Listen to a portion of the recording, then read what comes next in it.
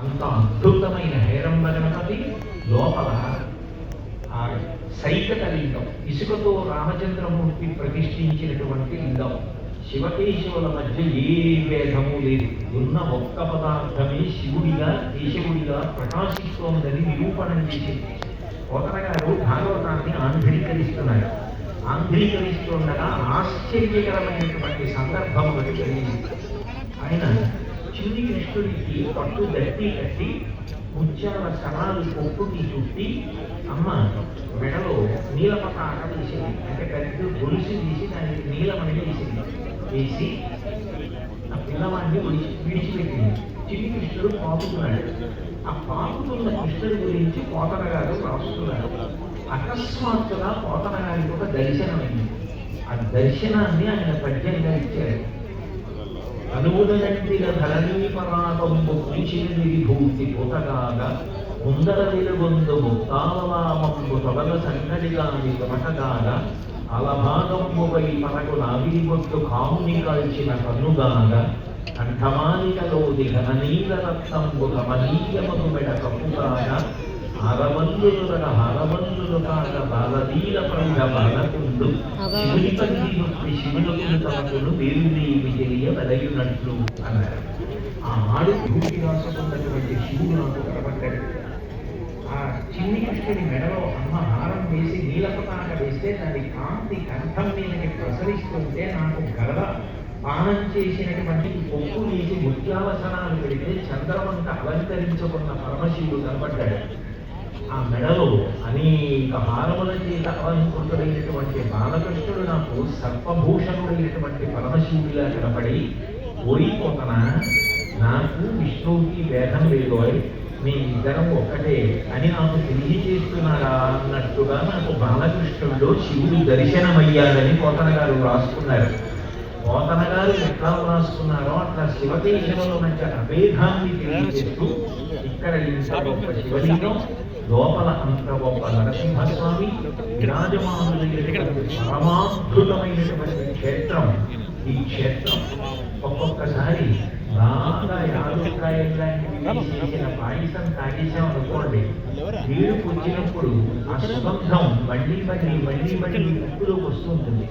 అట్లా ఈ క్షేత్రానికి ఒక్కసారి వచ్చి దర్శనం చేసుకుని వెళ్ళిపోయారనుకోండి, మళ్ళీ మళ్ళీ మళ్ళీ మళ్ళీ జ్ఞాపకానికి వచ్చేటట్టుగా మనస్సుని పట్టుకోగలిగినటువంటి లక్షణం ఈ క్షేత్రానికి ఉంది. అంత గొప్ప క్షేత్రం ఈ క్షేత్రం. అయితే నేను మీకు ఈ సందర్భంలో ఒక్క విషయాన్ని తెలియచేయగలిగింది. నిజానికి భగవంతుడు ఎప్పుడూ కూడా భక్తులను కాపాడుతుంటాడు. ఆ భక్తులను కాపాడేటువంటి భగవంతుడికి సంబంధించిన విశేషాలు ఏముంటాయో అవి చదువుకోవడానికి వినడానికి భక్తి కలిగిన వారు చాలా ఇష్టపడతారు. ఎంత ఇష్టపడతారన్న దాని గురించి ఒక ఉదాహరణ చెప్తారు. భగవత్ కథ నడుస్తుంటే పరవశంతో వింటున్న భక్తుడి పక్కన కొద్దిగా ఖాళీ ఉంటే శంకచక్రకనామస్మరుడు పక్కన కూర్చొని ఆయన చెప్తున్నది నా కథే అని పక్కవాడిని తట్టి పిలిచి చెప్తే నీ కథ ఇదే ఇది అని పక్కన కూడా కూర్చుంటావా అంటారు. అంటే భగవంతుడి కన్నా భగవంతుడి యొక్క కథ భక్తుల్ని కాపాడిన తీరు ఇంకా గొప్పగా ఉంటుంది. అందుకే భాగవతంలో గారు అమరేంద్రాదులకు విమల జ్ఞాన విరక్తి ముక్తి కమలాభీషు కథా సుధాసరవీ కల్లోల మాలా పరిభ్రమ విద్వానికి భగవత్ కథ అందున భాగవతంలో ప్రహ్లాదోపాఖ్యానం మీరు చాలా జాగ్రత్తగా పరిశీలన చేస్తే ఒక విషయం అర్థమవుతుంది. నిజానికి ప్రహ్లాదుడి మీద అంత ఆసక్తి, అంత రక్షించాలన్న తాపత్రయం భగవంతుడికి ఎందుకు కలగాలి? ఆయనే చెప్పాడు ప్రహ్లాదోపాఖ్యానంలోనే అన్నాడు, శుద్ధ సాధులందు సురలందు సురులందు గోవులందు విప్రకోటిలందు ధర్మపదయందు కవి నాయందు వారెన్నడూ నారెంతలందు అన్నాడు.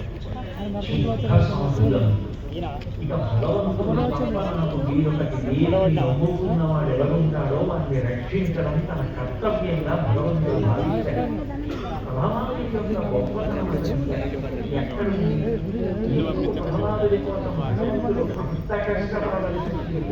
అంత కష్టపడడం అన్న మాటకు అర్థం కేవలం స్తంభంలోంచి ఎక్కడి కావడం మాత్రమే కాదు.